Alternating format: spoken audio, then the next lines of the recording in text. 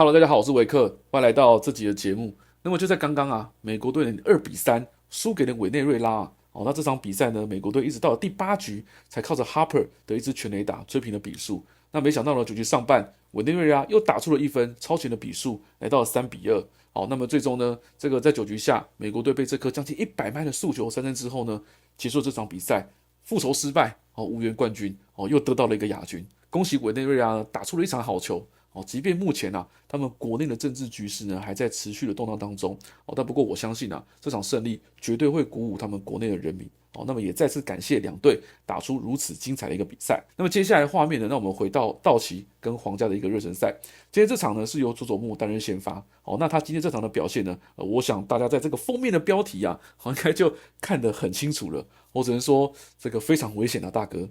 在这场比赛当中呢，主播还特别提到，他今天这场的好坏球的比例呢，不是太好，而且我记得应该也提了不下5次吧，提到非常多次那这其实也不是说今天这场才有的一个状况基本上他前面2次先发都是一样的问题那这场我觉得也没有改善到太多啦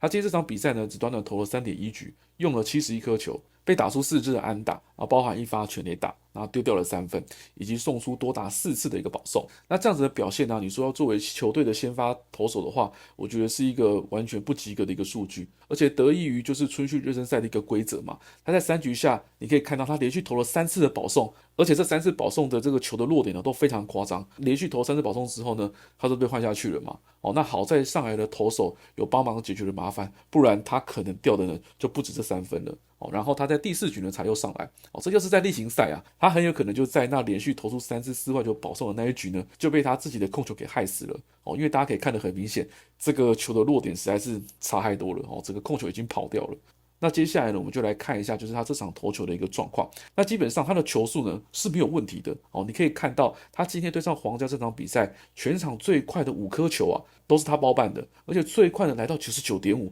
将近100迈非常用力的在吹。尽管账面上的数字呢不好看啦，但他也送出了5次的三振，以及制造7次的挥棒落空。也就是说，他的球威其实还在，对打者还是很有威胁性的，但是控球就是一个非常大的一个问题。那首先我们来看一下他这场比赛的配球，有 49% 呢是四缝线，卡特球在他这场用了第二多，来到了 30%， 那再来是指叉球的 15%， 以及伸卡球的 6%。那么他7次的挥空里面呢，主要是透过卡特球跟指叉球造成的。但不过即便如此他的指叉球今天投了11颗，但投进好球带的比例呢只有 18%。那伸卡球投了4颗，投进好球带的比例呢是0。那这代表说他好坏球的这个差异呢实在是太大了。这就回应到刚刚那个主审提到的就是这个比例差太大所以确实是有引诱性没有错，打者很容易挥空，但同时也很容易被打者选掉，造成他坏球太多，产生保送。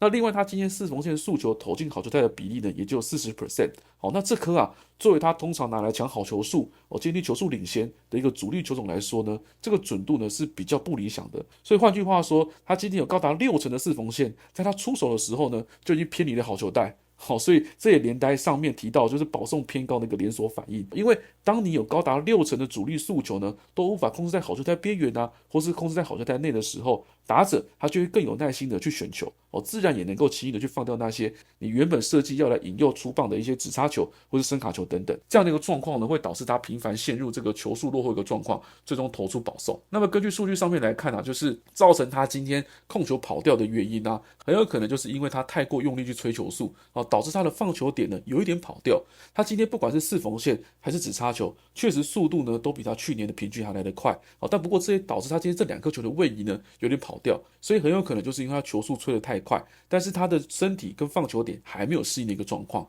那么这个在之前的影片也有跟大家聊过，就是他如果要适应先发投手这个节奏的话，他的四缝线可以不用一直这么快，因为目前看起来他的速度是绝对没有问题的，主要还是在控球的部分需要再调整所以我觉得就是看他下一场是否能够调整一下他的节奏速度可以放慢一些，大概97左右，对不对？然后抓一下控球的感觉去跟指叉球或者卡特球去做一些配合，来引诱打者出棒。不然依照他这几场的表现，好坏球实在是差异太大了，让打者太好选了就会变成说，即便打者打不到，但我不打也能够上垒的一个状况。那么根据报道啦，他可能还有一次机会会在春训热身赛登板。如果他的状况还是没有改善的话，那我觉得他在开季先发就会有点危险的哈。不是说他不会先发，只是说他可能表现不会太好啊，要不然就是他投不满几局就被换下来的一个状况，所以真的蛮危险的，要赶快去调整一下他的状态。那么今天这场呢，道奇最终在球赛的后半段呢才开启了大局，那最终呢以10-4赢下这场比赛。那么从 WBC 回归的小金啊，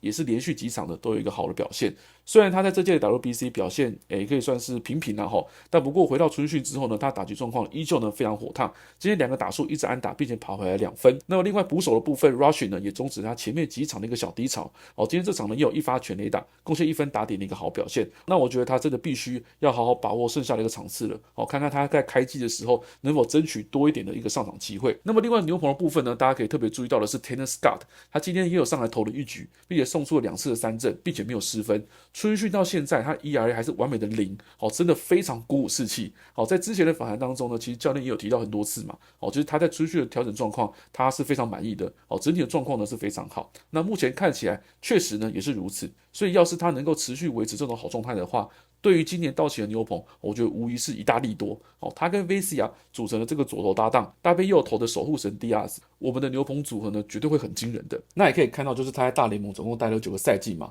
虽然去年那个赛季啊，我觉得对他来说表现呢不是太理想，例行赛1胜4败，那 ERA 呢来到 4.74，是他近5个赛季的新高。那么在季后赛呢也是整个就是消失，没有上场，跟他24年在教士队季后赛的表现呢差异是蛮大的。所以希望他今年的赛季呢能够持续维持他春训的一个好状况，复制他在前几年的一个表现。那我想这样子对道奇要冲击3连霸的帮助呢就会很大了。那么今天大家也有看到就是官方释出的一些片段，可以看到大谷翔平呢终于回到了这个春训基地了。那他明天呢也会登板投球对上巨人。那这也是他久违的一个登板。那这次的登板也会影响到就是教练团后续在评估他在季初的一些安排。那么目前根据教练最新的回应就是说他会安排大谷先发，然后大概是投3到4局左右，然后再看看他在投打两端的一个状况去决定说是否要延长到6到7局这样子。所以我觉得这次春训最后一次登板投球了，也能观察看看就是说大谷在 WBC 这段时间他的球速或是控球的部分